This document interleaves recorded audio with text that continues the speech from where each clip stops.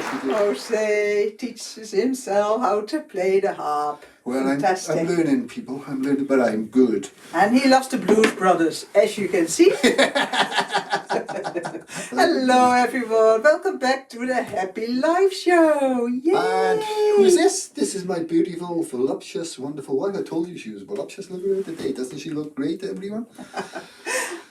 Especially for you, I'm just darling. astoundingly lucky guy.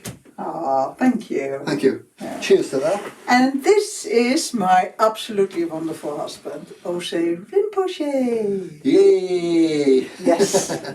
We're still in the Jubilee celebration. Yes, yes. Cheers to the Queen. Yes, the Queen.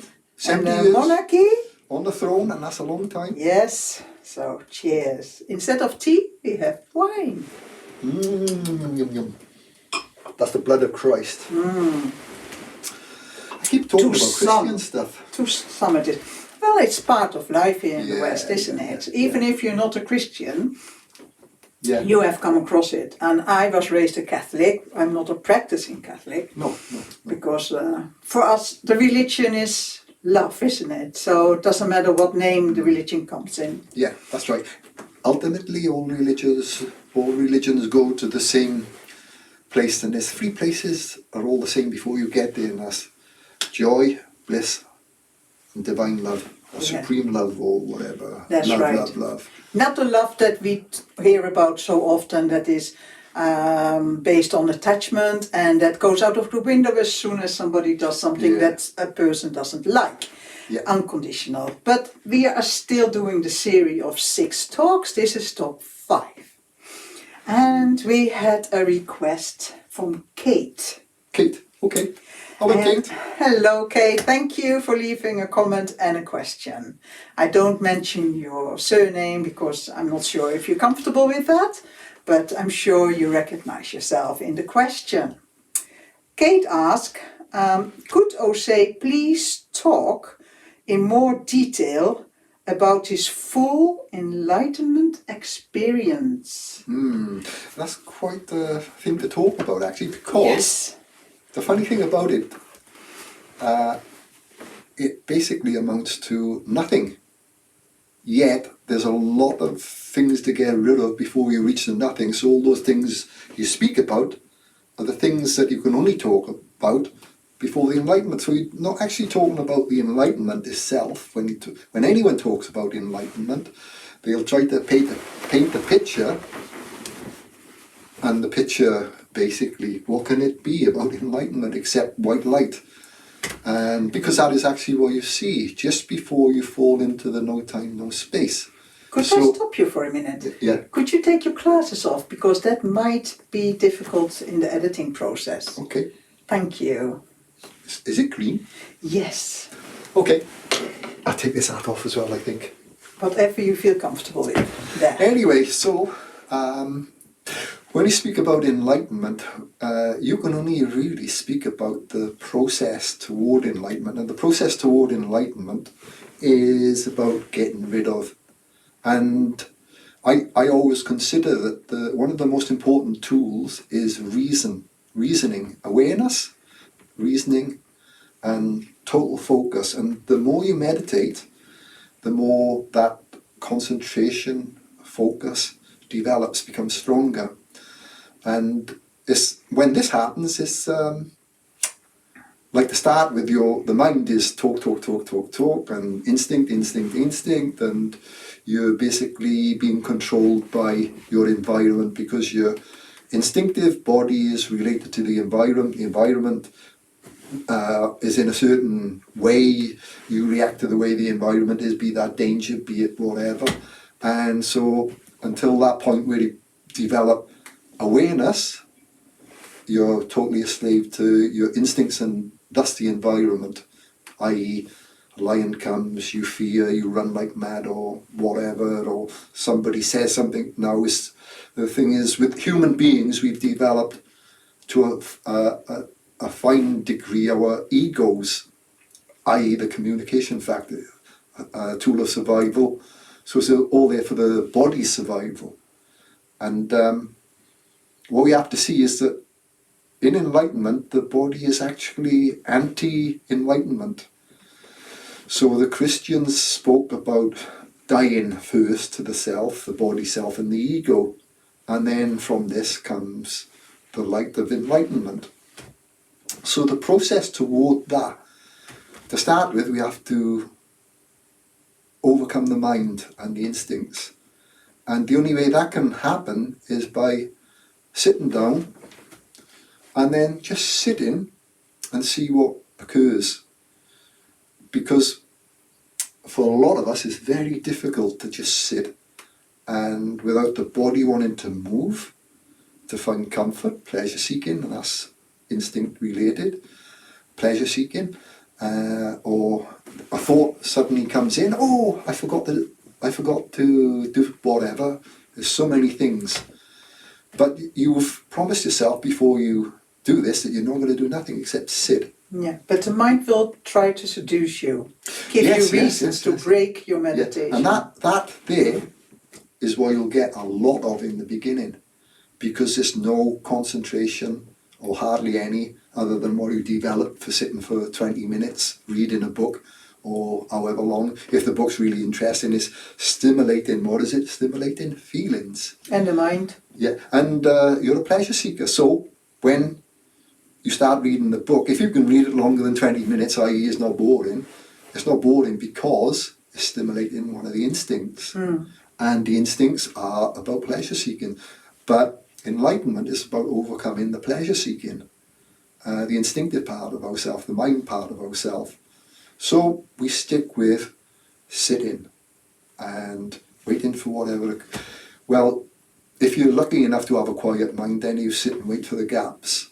And the concentration focuses on keeping the gaps between thoughts longer. What is the gap? Well, I'm only talking about somebody who's what he would say, or I don't like to say, I think because children have gaps in thought. And so therefore, if he was like a child, by some unusual environmental factor, then you'll have gaps in your thoughts. Like you'll have thought and you'll have a gap. Yeah, because as a child we stare. You can see when a child becomes tired, just before they become really tired, they become peaceful. Then they stare without any emotion. Yeah. And what did our teachers do when that happened to us? Yeah. They punished us for that. And they pay attention. They pulled us out of that inner silence, because that's what children hit upon, inner silence. Yeah. And we are taught right from the start to lose that silence, which is what we want to get into when we are meditating. So therefore, and let me tell you, there's a lot of debate out there between different schools of meditation. And I was lucky really that I didn't come from any school. I went it on my own from a little bit of information, the most simplest. Oh, you didn't follow a religious path? I didn't follow any path except... No instructions, yes. Except I read the Bible and... No, really, that was during your practice, because what was the only sentence you took into the prison all cell? I knew was I got inspired by a picture sat in the back of a Midland bus early in the morning, like really early hours of the morning, like 5 or 6 o'clock in the morning. And there was a lot of Indian people in the Midlands in the 70s, I guess there still is now. And 70s, we talk about, eh? And with them they brought their culture over here. And I saw a magazine there, like, left on the back seat of the bus. I always sit in the back, don't know why. And I looked at it, and I wouldn't much have read it in them days. And I saw, what is quite common these days. I saw a picture of somebody sat there in meditation, probably had the 5 chakras in it, which didn't mean nothing to me. And it said, above it, end mind, end suffering. And that stuck with me, end mind, end suffering. So simple. Somebody sat in the lotus position, on the Yeah, someone sat in a lotus position. That was all you needed. That was all you knew. And, well, that was it. Yeah. And I think the Bible helped as well. Of course I didn't read that in the beginning. No. But as I started getting into the meditation, I was drawn to the Bible. But your suffering was really extreme. Being locked up, you had claustrophobia, and tremendous anger towards the people you blamed for your trouble. Yeah. So then you remembered that sentence and that tried it was just a little sentence like this compared to all the crap I had in my head to start with. And the anger, I didn't like feeling that. That was it was burning you up, eh? Oh man, it was in my belly, and I really had a lot of anger then. I remember that period. Yet that anger was motivation, I guess. I didn't like how it felt. I didn't like how it made me look at other people. And it was day in, day out, day after day. And after 2 failed escape attempts. Yeah, that was because you ended up in solitary confinement. Oh yeah, and I was like, I still am a bit, I guess, because I haven't got the enlightenment now. I lost it, but I can speak about it. But you're not in the enlightened state. You didn't lose the experience. I can't go straight into it like when I came out of enlightenment, because I had pushed the mind away, dissolved it. I could sit, and the concentration and focus on one pointedness, which is what it's all about. Meditation is being still, and that stillness is concentration and focus in one place there. That's the beginning. Nothing else comes in, nothing else goes out. Absolute still. And that's what you're aiming to do, absolute still. And that requires a practice. In the beginning it's a doing, huh? In the beginning, it's a doing. And then it becomes you. You become it. Yes. Yeah. You become the stillness. Yes. But when you become the real stillness, because we think that, like, if I sit like this, I'm being still, but actually it's different levels of stillness, I would say. I think the only way you can describe it is different levels of stillness. Yeah. And that relies solely on your ability, concentration and focus. And continue to do it, because I remember when I started meditating that I experienced something I called stillness, only to find noise behind it. And that is, you go deeper, and then you think you find the stillness again, only to find that there is noise behind that again.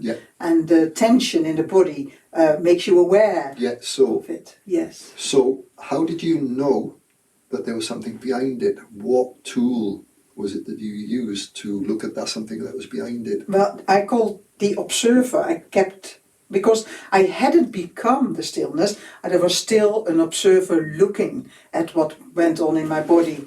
Tension, it would look. But in the beginning, your observer was fleeting. Yes, it was disappearing all the time, because train of thought took me away from. Because I have only reached mind realization. Ozay has experience of full enlightenment. Yeah, but mind realization, realization of the nature of mind, the Buddhist calls that. Yeah, but I didn't have the disappearance as you had. No. Because in full enlightenment, there's a full disappearance.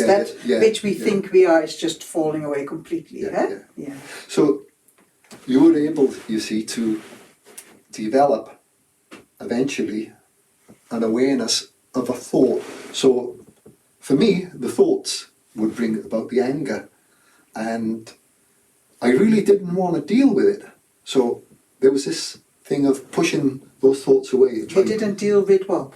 Didn't want to deal with the thoughts that was producing the anger and the hate. Okay. Yeah. And of course, reasoning then, you say, if you want to feel better than this, then you've got to deal with this thing that's making you feel like that. Head on, yeah. But your first instinct is to run away from those things that make you feel disturbed, uncomfortable, hate, anger. You try to protect something. Yeah, and how do we run away? By justifying your thought patterns, isn't it? And that as well. Yes, that's how we run away. So you blame others. So yes, on one side you're blaming others, on another side you're trying to keep away from it. So you don't really want to delve into it because you're scared. In a way, you don't find out you're scared until you delve into it. Then you find out you're scared. Yeah, that's right. And eventually that leads to a process of like a breakdown. Facing what your part was in the situation, isn't it? Cause and effect. Yes. And that was what the Bible helped me with, actually, was being able to have a monitor inside to say, this is correct, that's incorrect. And that's, okay, low level, morality. But yet, it gave me, the Bible did a greater good and a lesser good was my own selfishness. Because the Bible became your father, really, isn't it? The speaker. Because you never had a father, so you never had an example of how you could be. You was very streetwise. And the streets you grew up was very aggressive, very male, very low instinct. It was the law of the strongest, isn't it? If you were not strong, you would have been, well, killed, really. Strong in some way. I was a little sly git. I was a little sly shit up in Rose Valley. I used to play people up against each other who was my competitors, like, and get him to fight him, and then. But that's a survival instinct. Yeah, you know, and in Wales it was very low level instinctive living. Really, that's where you came from. But in a way, when you get bitten, it hurts. And it's a good school. It's a good school. Yeah. So it was. So anyway, you get a thought that comes up and you don't really want to deal with it.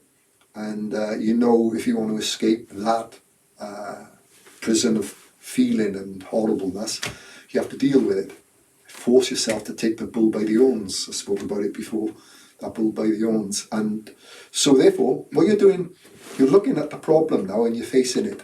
And that was an obstacle. The first obstacle you overcome was dealing with the facts. And many of us can't deal with the facts of us. Facing ourselves. Facing ourselves. What is ourself at that point? Ourself is our ego self. And our ego self is those conglomerate of things we brought together. We painted this picture of ourselves. We spent all our life painting this wonderful picture of ourselves. There's no bad in that picture. Only the bad that says you're good. Like, oh, I can sometimes be bad, you know.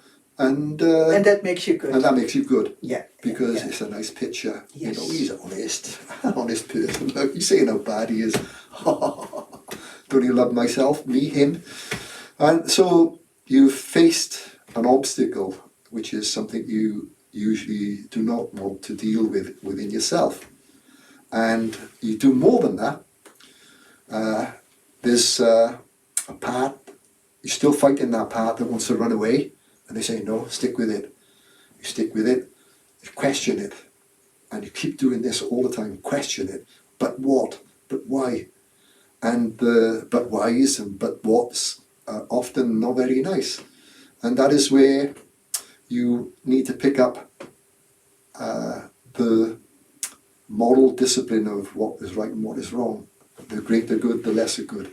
And the clue for a greater good is something that doesn't serve the lesser thing.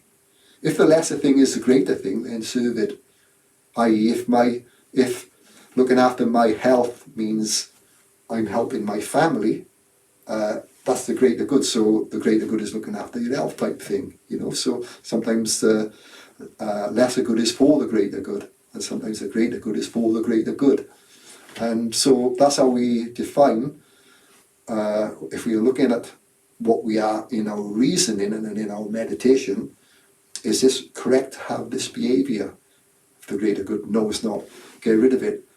Why are you going to get rid of it? Look at the cause of why you get rid of it. Next thing, because still you haven't really got a motivation yet, and to get rid of what you've been used to as a person. So you look into that, and while you're doing all this questioning and reasoning, what's developing is your concentration and your focus. Because without concentration and focus, you're not getting yourself a sword. Because when you develop the focus and the concentration, that is the sword you need to delve more deeper into your more subconscious mind and to get rid of those things that's hidden. Because in the beginning, you're only looking at the thoughts and you're grasping what's going on, you know, you're piecing it all together, what's going on. But eventually that focus, that concentration takes you more and more, you know, like a laser light, more and more focused, more and more stronger. And then you start, eventually it'll take you, the longer you sit, it'll take you into an area of the subconscious. And when, the reason I say subconscious is because I know it was the subconscious, because I began to understand my dreams and the relationship between dreams and what was going on in my daily life, so I can analyse dreams easily now. And although sometimes you get out of practice, you have to put yourself in somebody. Sometimes, I often, well, not so often, just lately, I just had one recently, and it reminds me that how good I am at interpreting dreams because of that experience of non-experience, experience, non-experience. It's tricky. As soon as you start verbalizing it, you're always wrong. But understanding that dreams are feelings, and so that's your subconscious. The feelings is your subconscious. So then your concentration becomes stronger. Sometimes you get a feeling, and you would miss it normally, under normal circumstances you would miss it, but because you sat for a long time, you've been looking, you've been analysing, you've been reasoning and dissolving. In the meditation. Yeah, through the greater good, I have to get rid of this. And you normally find that the greater good is getting rid of everything and being free. Because a person who walks through life or runs through life with a heavy weight, heavy burden on their back is not working for the greater good, because you're kind of entrapment, or you're stuck. You can't fly because you're weighed down with all this unnatural stuff. And then you come to see that through reasoning, through understanding what's good, what's bad for you. And I don't say this is a dual point, but this is something that's working towards getting rid of the weight, freeing you. Why do you need those thoughts is the point. The point, you don't need none of those thoughts.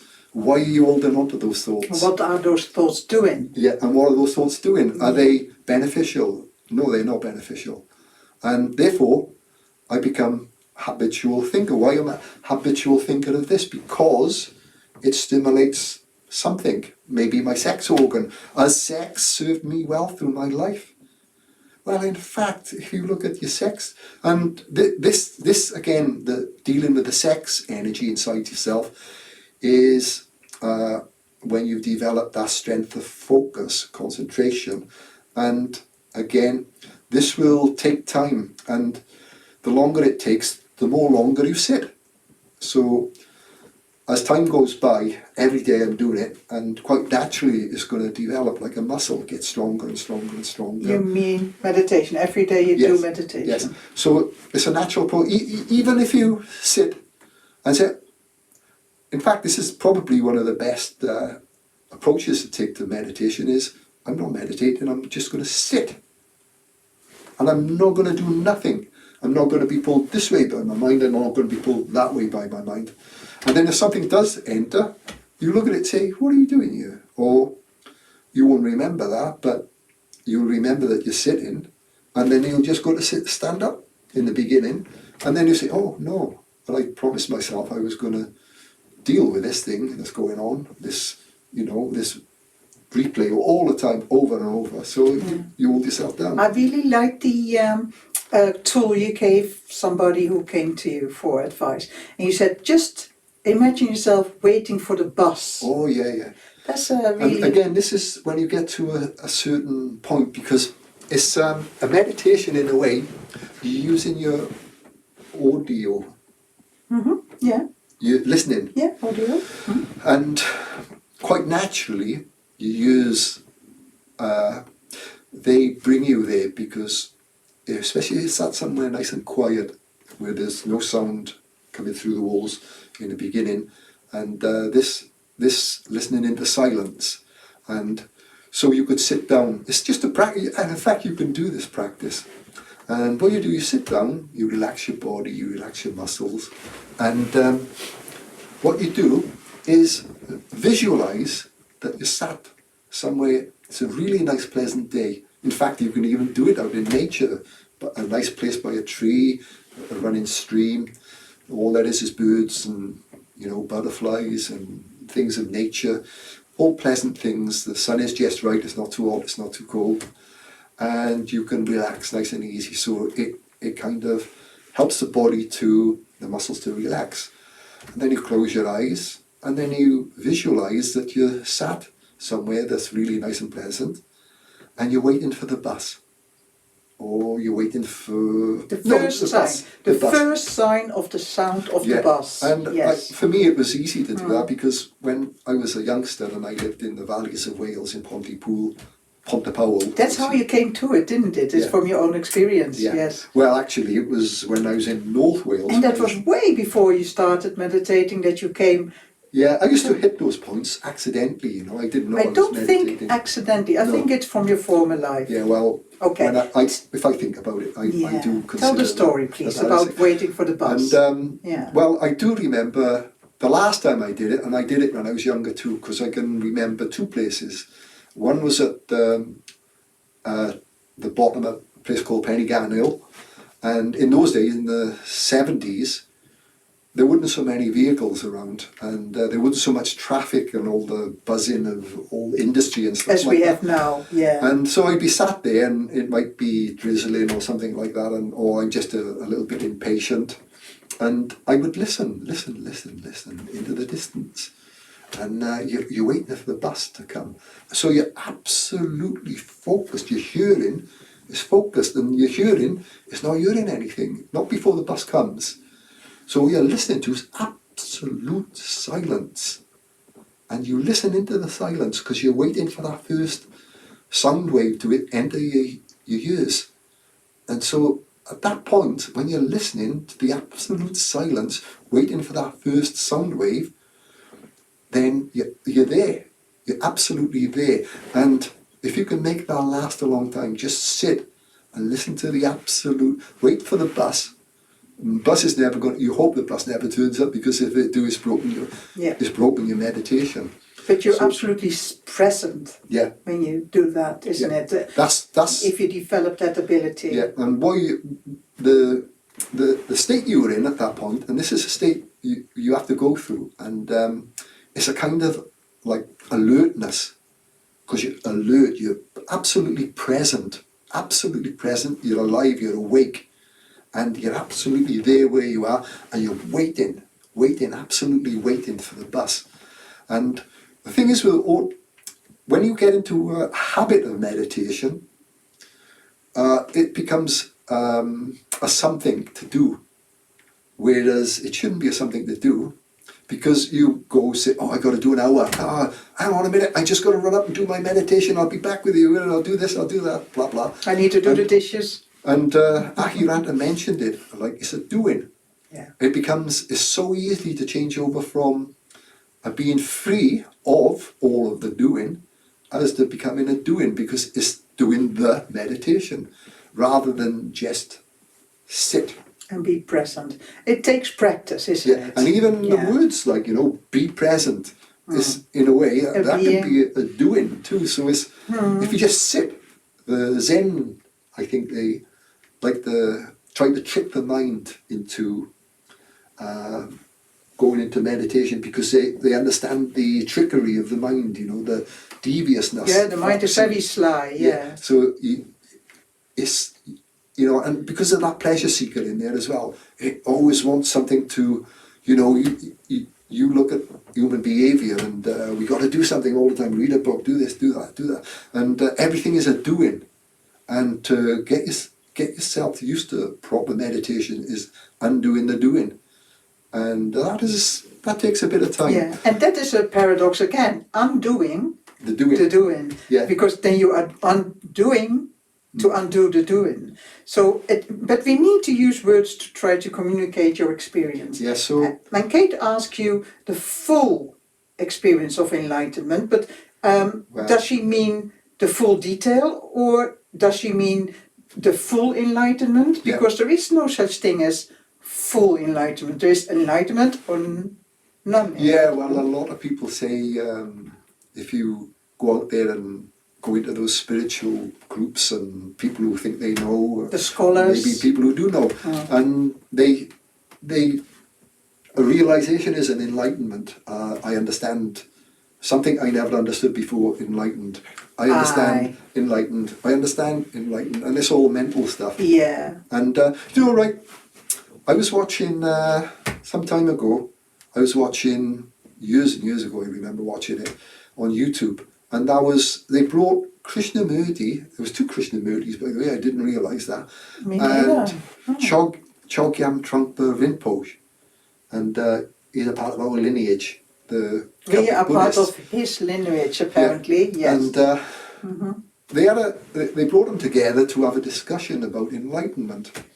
And you see, Krishnamurti, he's an intellectual and a philosopher, and great reasoning. Just like Osho. Yeah, you need that kind of reasoning to come towards enlightenment, to get rid of that mind stuff. But if you don't ask, the quality of it is only as good as the questions you ask. Yeah. And from what I saw of Krishnamurti, he reached the glass top ceiling, and he stopped at a philosophical Advaita type position in his life. He had an answer to everything. Could we say he was mind realized? Maybe? I don't think he was mind realized. I think he was maybe a stage before that, because it was all philosophical, and he still had a strong desire to speak all the time and to be seen and to be known. And so therefore he didn't overcome that desire.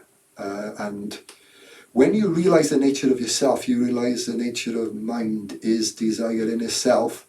So therefore it's a step above philosophical. And I get although I mean I never followed Krishnamurti all through his life, but I do remember seeing a video of him he was very ill, and he was quite angry, and he was unpleasant to some of the people around him. But when you're in pain, that's how it is. I try not to judge people, but I think that if he maintained enlightenment, if he was enlightened or realized, I think it would have flowed into the suffering that he was going through just before the end of his life, and it would have helped him there. But I didn't see that he had those kind of anchors to help him through that situation, which I think if he was more enlightened, that it would have helped him through that, and maybe not to be so angry. But who am I? I'm not yet dead in this body. And so anyway, they brought these two well-known people, Krishnamurti and Chogyam Trungpa Rinpoche.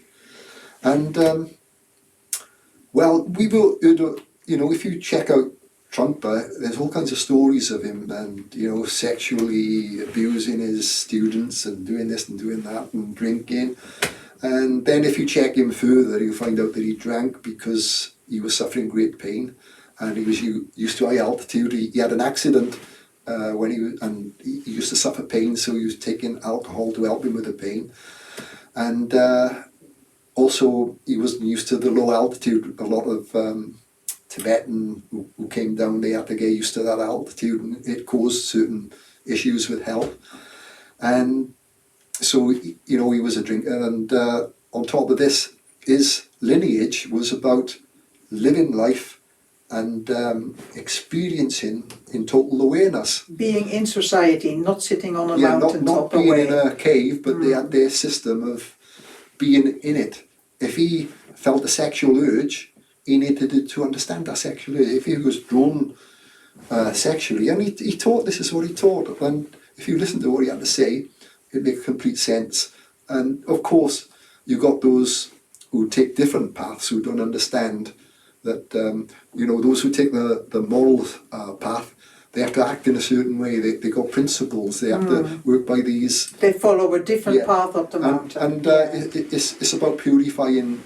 It's about purifying self and making it ready for enlightenment. And Trungpa purified the self by experiencing those pulls, and then being aware in those pulls. If he was in anger, be completely in anger. If he was in lust, be completely in lust. So he would become aware, and when you become aware of those instincts, you become free. If you're just being pulled by those instincts, then you become a slave to those instincts until awareness pops up somewhere.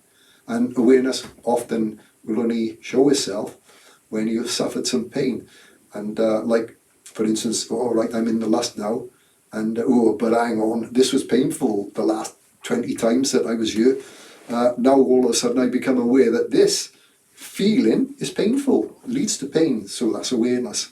And what we try to do in the Celtic Buddhist tradition of Trungpa Rinpoche is to be aware in the moment and use pain and suffering to remind us that remember where this led to last time, or the time before that, the 100 times before that, however long it takes, we become aware. Yeah, because lots of people we talk to, especially you, and I observe, especially the people who have an idea about what enlightenment is just by reading books. They have certain beliefs, ideas, how an enlightened person should be, shouldn't be. But if you are in enlightenment, can you please explain what you are able to do when you are in the enlightened state? Okay, well, there is no you for starters. That's philosophical, okay? And your Advaitas will say, yeah, but what is the you is in the you that's called in me and my and I, and who's the I and who's the me and who's the what? Yeah. It's all verbal. They show how smart they are. It's all They try intellectual. they try to outsmart. Yeah, and it's all intellectual bullshit, basically. And I'll go back to that video with Trungpa, and which will explain it a little bit more. And there was Trungpa sat there, and he got like a kind of high pitched voice, very, it made me laugh actually.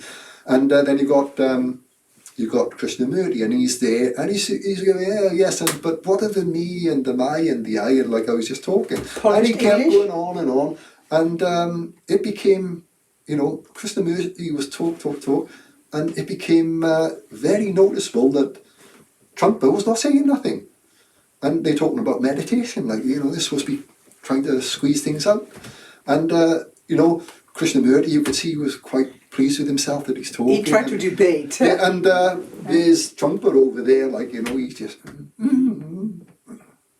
Then he's sitting still. And you realise then, you're thinking, come on, Trungpa, come on, speak, say something. He's taking the lead here. And that's the ego, of course, is if you identify to Trungpa and his lineage, you want Trungpa to outsmart Murti, because Murti is Advaita, apparently, and but he's not saying nothing. And then Krishnamurti becomes aware that he's not saying nothing. And then he says, come along with me now, what would you say? And he goes like with his throat, and he goes, yes. And then he takes up Krishnamurti takes up the lead again, and he's blah, blah. And then he's vacant, this Trungpa, he's vacant.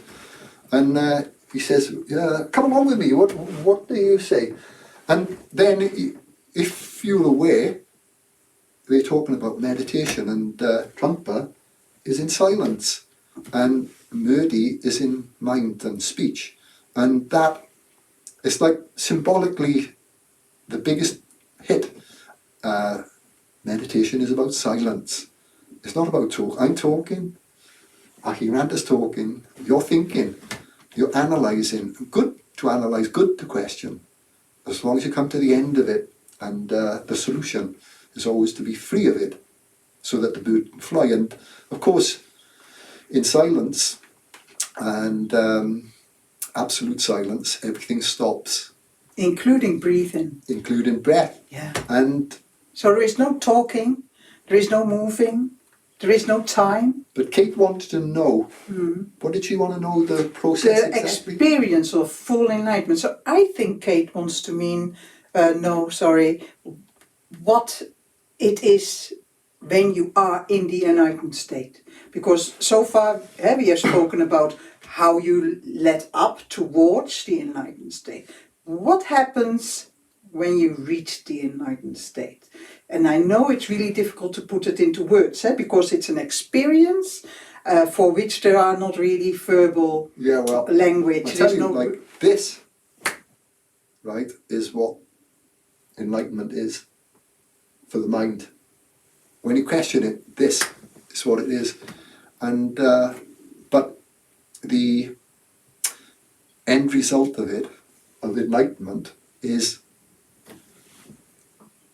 you're no longer that person. A fundamental, there's no question, there's no doubt that something very, very fundamental has happened or unhappened. You're free, and you've lost all identification with your form, and you see yourself, not the form self, not the ego self. You found through developing that concentration, absolute stilled focus, that you were something completely different. And it's not a you, as you see, the you again is misleading. It's the language. Because it's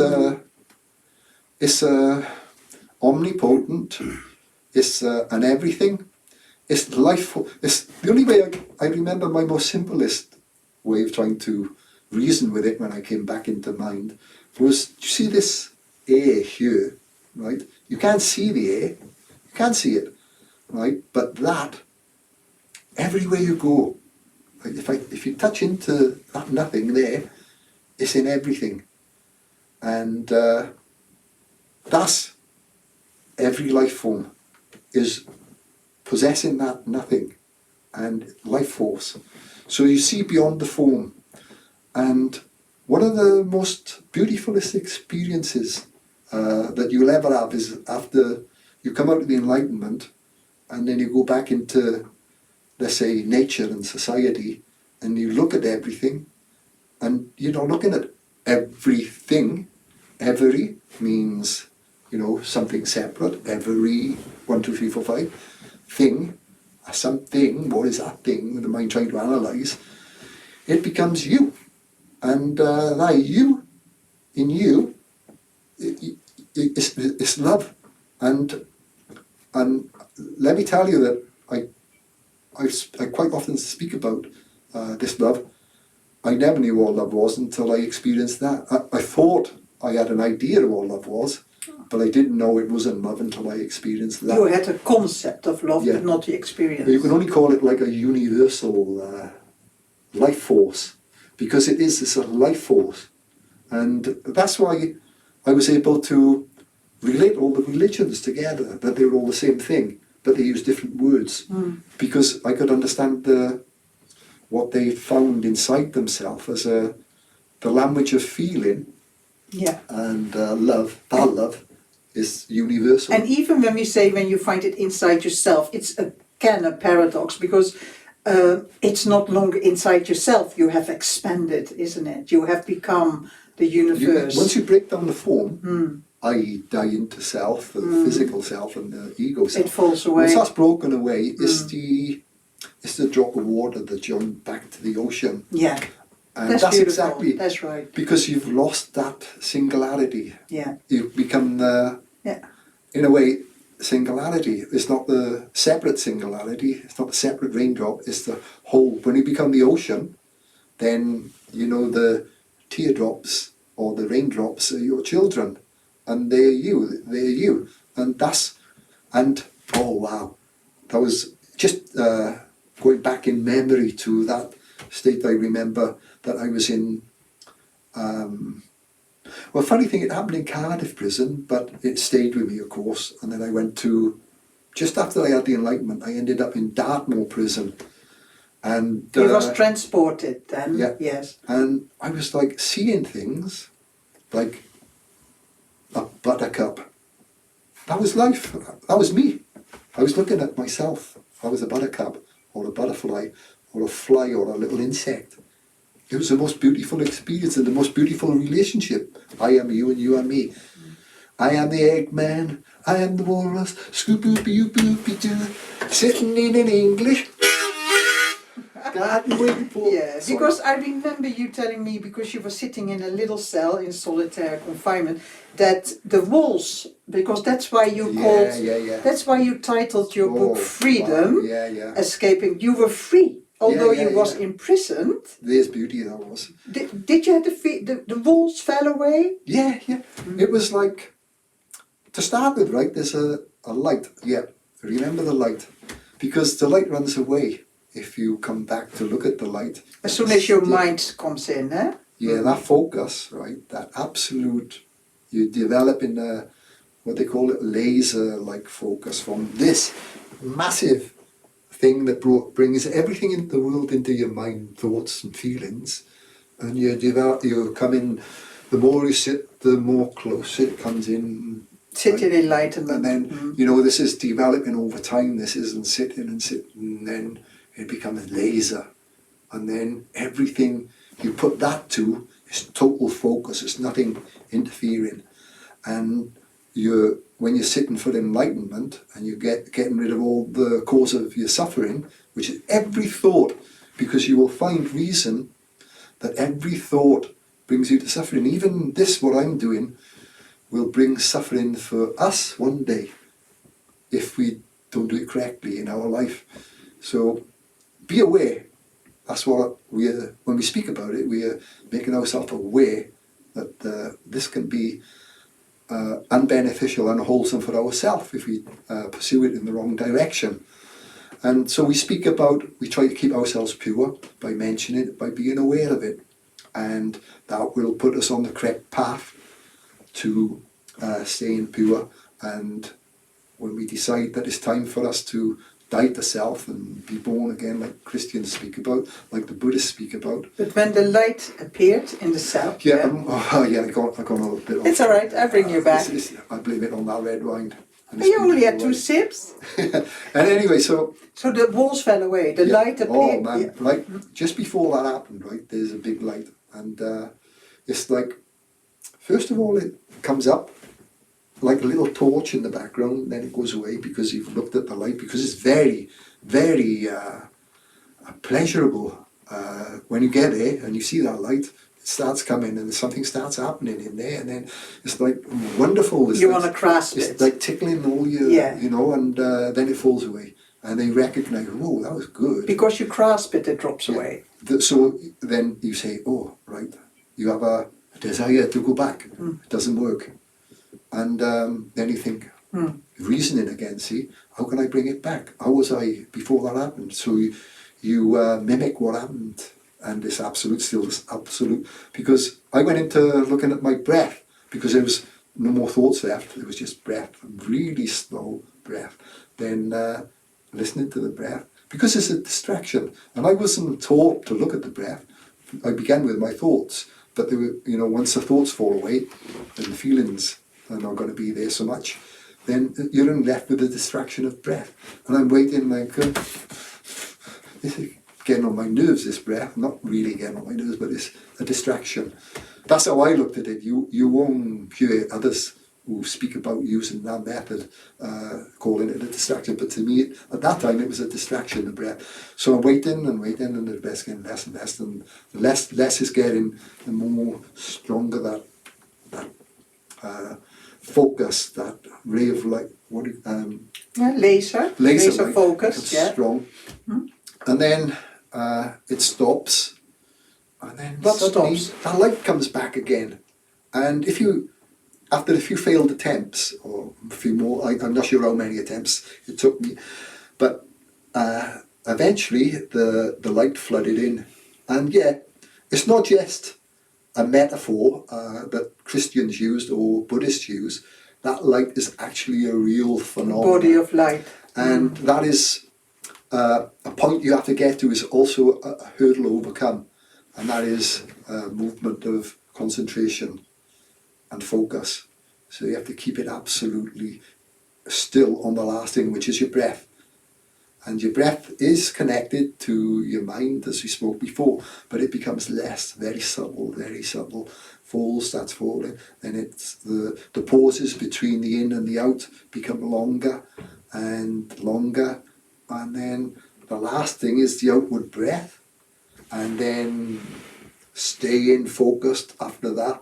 I'm not sure exactly how long this takes to stay focused with the outward breath still. But it's going to happen any time unless you come back and you start getting excited, because there's something going on and it's beautiful. You've gone past bliss, by the way, you've gone past joy, because these are also, because you can stop there at the bliss and joy, but they're just rudimentary, they're before, sometime before. And you can go out into the world. I mean, if I meditate now, and I won't fall into enlightenment, but if I just do an hour's meditation, then tomorrow I go to the shop with Ahiranta, and I'm joking with the people working on a till, and I'm joking, you know, and it's just joy. gives you joy, and then the bliss is a kind of body. But this light is something completely different, and it started in the head. To start with, you think it's like a kind of dream type thing, because it's very vague, and then but it's very pleasant too. And then when you keep there, absolute still, and absolute, keep it in that place and don't move to the light, or because that becomes the distraction rather than the movement of the breath. And because that's the next temptation in a way. So to start with, it's the breath, is a distraction, and then the temptation to look at the light is a temptation. And stay there, totally laser focus, then suddenly the light starts moving in more and more, slowly, it goes into your hands, into your fingertips, it goes into your legs, into your feet, and then you lose the sense of the positioning of the physical self. And I remember would do that a few times, and it was like, I didn't know, because I've lost my mind, and I'm not mad, I wasn't mad. The mind is gone, the feelings are gone, the body have gone, and it's like, I don't know if I'm this way around, that way around, this way, I don't know where I am. If I look at it after, and although I'm aware of something that's telling me that right there, but whatever.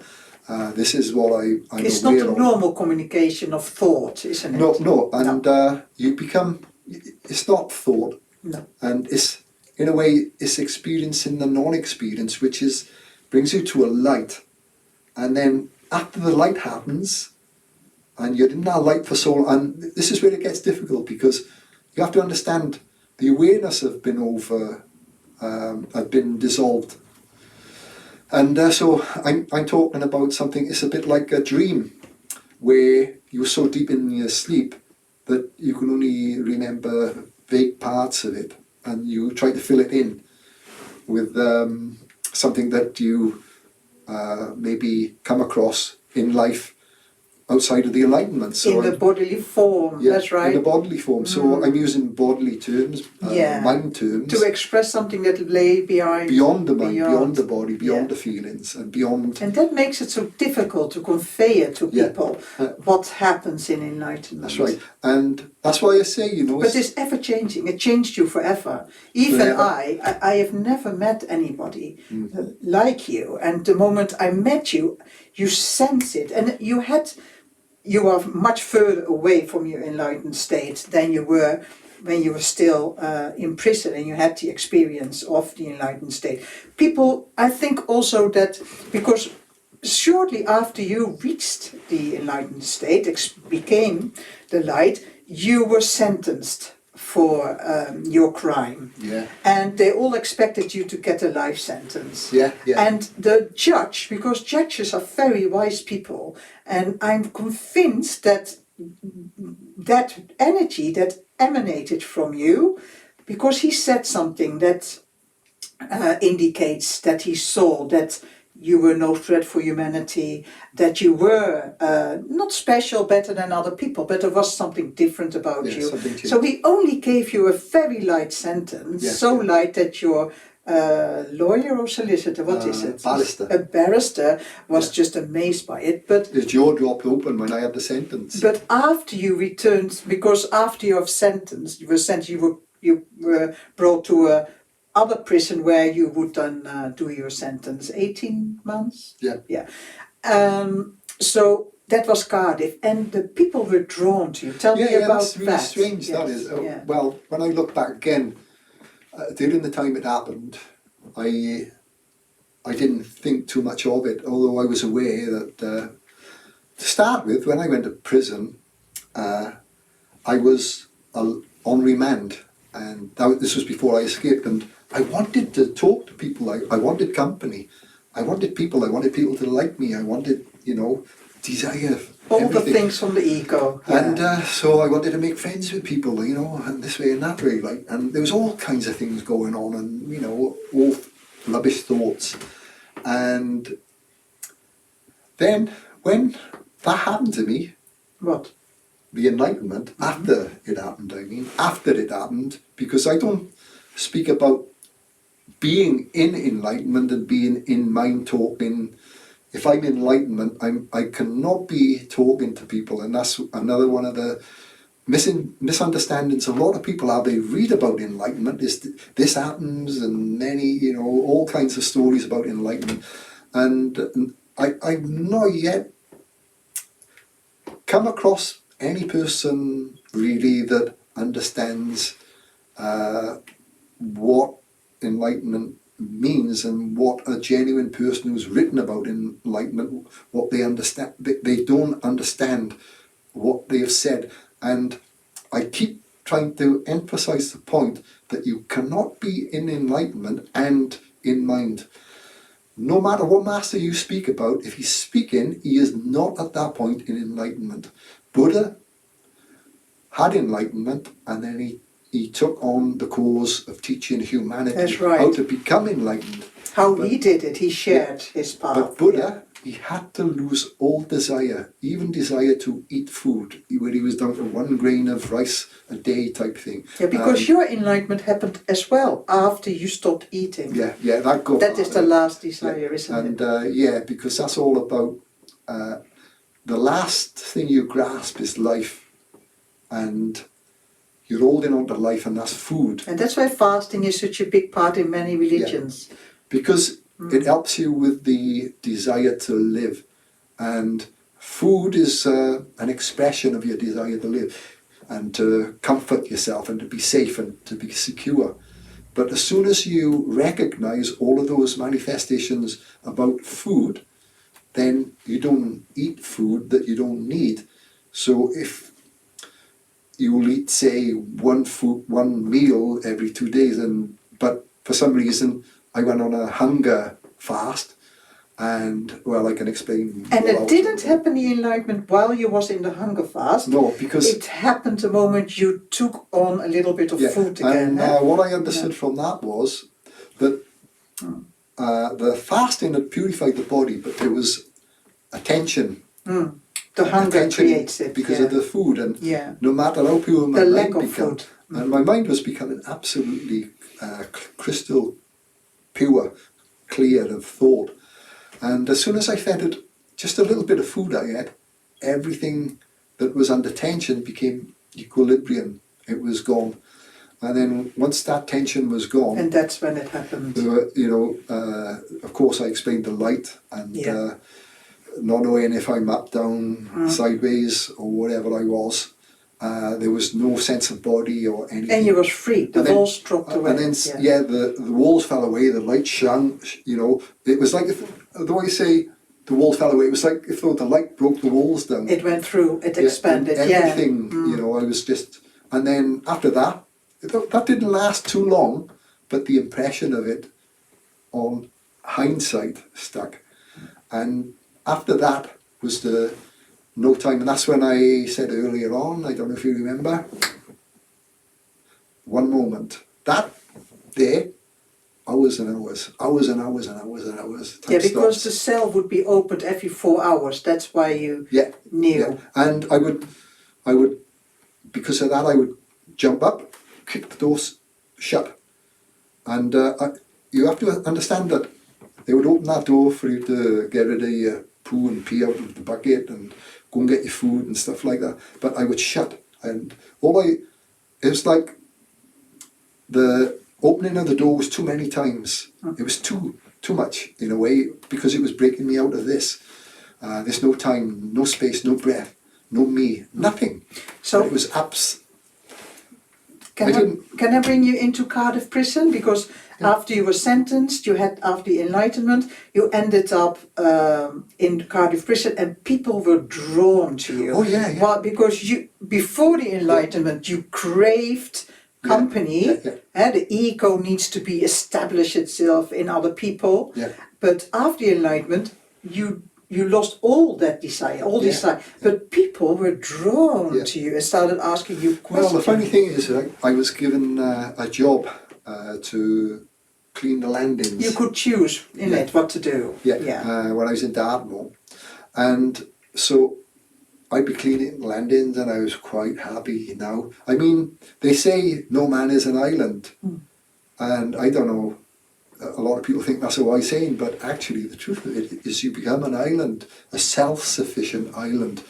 And because you're connected, all that insecurity, all that feeling of being parted from something better than yourself has become fulfilled. You're absolutely content. You don't need nothing, no desire, and you don't want to be away from that beautifulness of being connected to the universal love, divine love that you are, that you've discovered, that you've manifested, that you are, that you've manifested, that you are, that you've manifested. Anyway, hey, where are we? And this. But I the could sit people there came. The and, people came to you while you was on the landing. It was like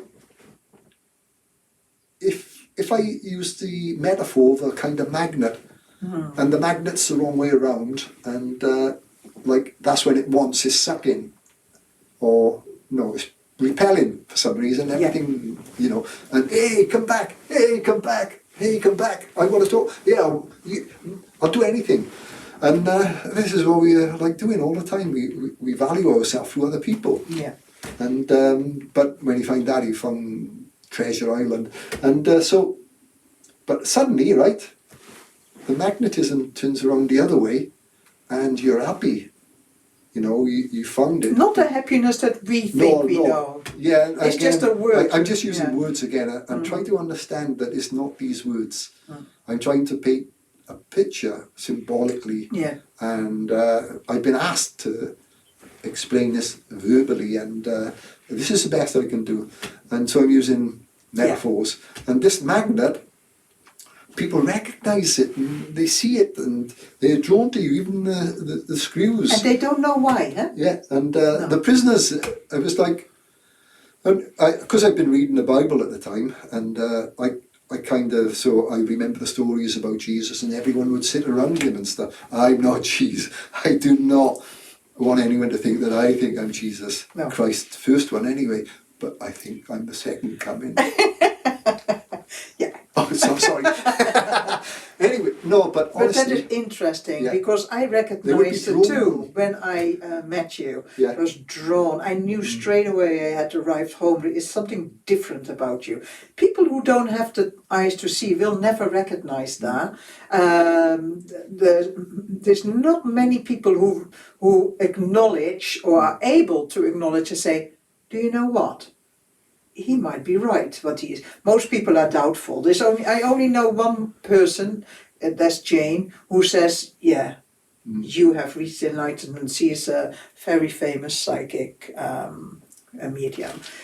And she recognizes it in you. She recognizes there's something different about you. Yeah. But most people who encounter you won't see anything different. I play a game. I understand, when I go out there into the world, I understand that people can't understand this stuff about where I've been.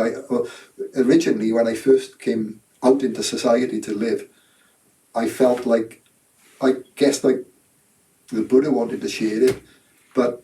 You didn't, huh? The first 2 decades? No, for 20 years I wouldn't explain it, only to the people... But you didn't have the words either. You didn't know there was a word called enlightenment. No, I didn't even know what it was, but I know that I was not the son that I was to my mother. I was not the brother I was to my brothers. He was dead, and it was only out of compassion that I reinvented him, and I tried to keep it in place, that entity that I had been for those people. Because they say before enlightenment you get water from the river, and after enlightenment you get water from the river. But the difference is that you are aware that you are playing a role of the water carrier. And before the enlightenment you were absolutely identified with being the water carrier. You are watching in the wrong place. I'm up here, not there, up here. I think we have done it. Yeah, there was something else that I wanted to bring up. Oh, sorry. That was... but after... Yeah, what was interesting was, I talked about that magnetism. And I think that, because I can relate, I don't like Jesus, because you'll think I'm a nutter out there. But It doesn't matter I what think you that think. other people have reached that state of enlightenment, and often they don't come back to society. I think they may choose to go further.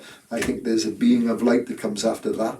That's honestly, I think that, and I think Jesus sacrifices, or he went into the being of light on his resurrection, as they called it, because he purified himself to that point where I think he may have reached a being of light, and they testified to that, all his disciples. So who knows? I can't speak about what's happened. I can only speak about Your experience, and yeah. I think that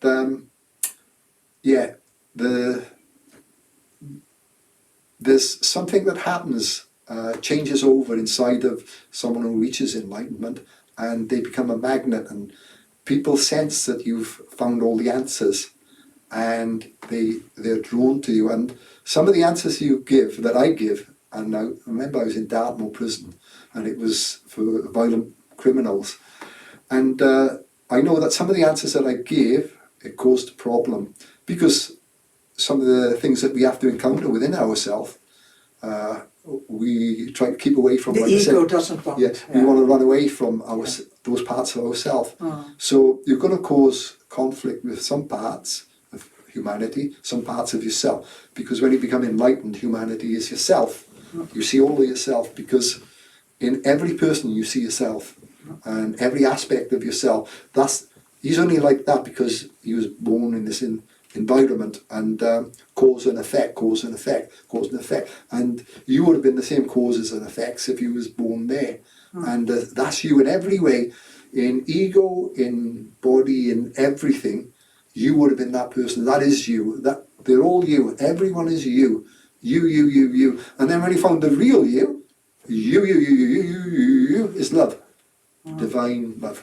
Yeah, and if you would have lived in a society like India, where gurus and enlightened people are served by the society, here in the West there is just no support system for enlightened people. So you chose to come back, to leave the enlightened state, to live from the mind, because one, you had created two sons and you felt obligated, that was your duty to be there for the children, and two, there is no support system for enlightened beings.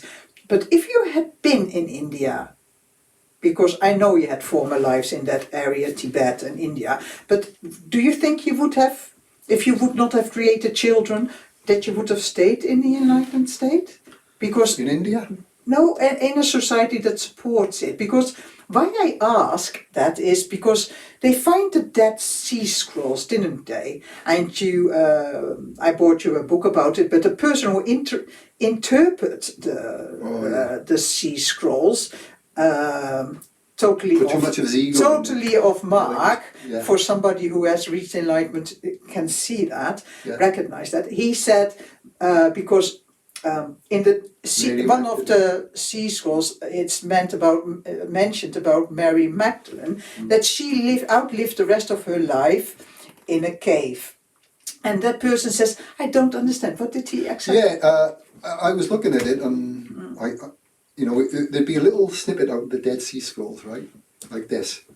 And blah, blah, blah, blah, blah. And something about her living in a cave for the rest of her life. And then he's sentence. And then he says, somewhere in it, I don't know why she chose to live in a cave for the rest of her life. She could have been living like this, living like that. She could have been well off for herself. She could have been this, she could have been that. He didn't understand the treasure of enlightenment. And that's the problem.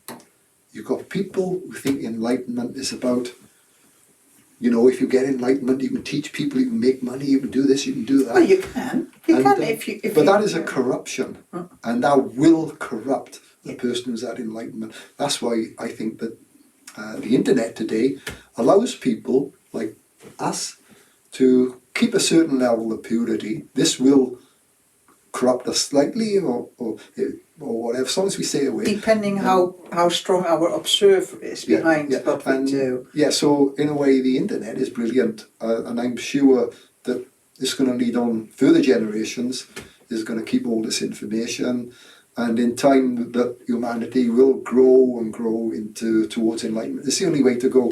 The blooming of humanity is enlightenment. And if I'd stayed in India or Tibet, and I would have been looking for, I think I would have been going, everything becomes light in the body. The whole process of enlightenment is you get rid of a thought process and something's lifted.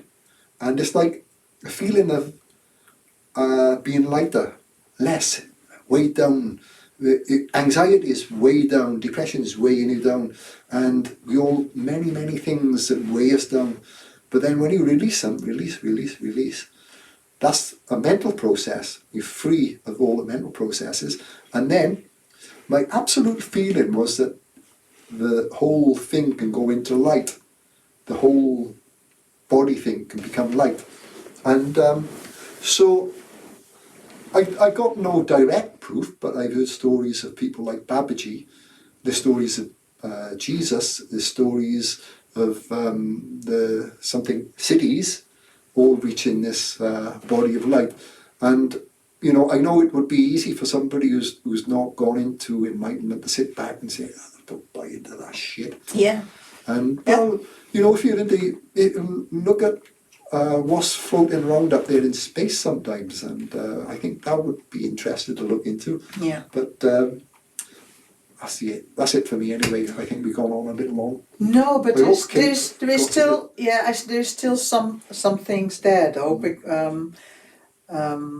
Let me think, because when Ozay is talking, I quiet my mind and then things come up. Yeah. Right, yes. Because you remember taking a life in the West on purpose. Yeah. Before you go, I ask you to tell about that. I had a vision when I was still living in Holland decades ago about in the future I would sit in chairs like this, wearing a cardigan. Well, this is not really a cardigan, but it is something. With somebody else that was my other half, and we would talk with and to people from all over the world. And that is this. The internet didn't even exist when I had that vision. So that shows us how predestined certain things are. And that is what brings me to you, how you took a life, because you had, you remember being in Tibet and Afghanistan. You took a life outside of Tibet to bring this experience of enlightenment to the Western world. Yeah. Is that a question? Yeah, do you remember? Well, yes, I do remember, and I won't say that I remember my name, and I won't say that I remember dates, and I won't say that I remember places. But what I've understood is that the things I do remember is all emotional landmarks. They remembered because of the potency of emotionness behind it all.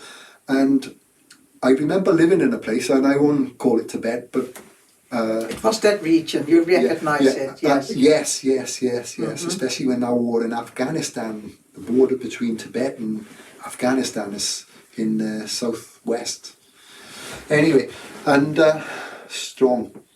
And I do remember living with a group of possibly monks, people that were searching for the highest enlightenment, and recognizing that we had the ability of clairvoyance. We could see the future, and we knew that there was going to be an invasion of our country, and that we were going to lose the knowledge, and that it was of vital importance that we should come to the West and start planting the seeds of this knowledge. And I think that if you look around, this is what's been happening, and it is a bunch of us has been working for this greater cause, to serve humanity and to serve the greater good of enlightening humanity. And I will not be stopped from my task, so it doesn't matter about you guys out there who think this and think that of me, and I'm on an ego trip. Yeah, I'm on an ego trip just like everyone else, so don't worry about it, it's normal. And but my purpose in life is to first help become a carer to be the carer for my wife because of her illness.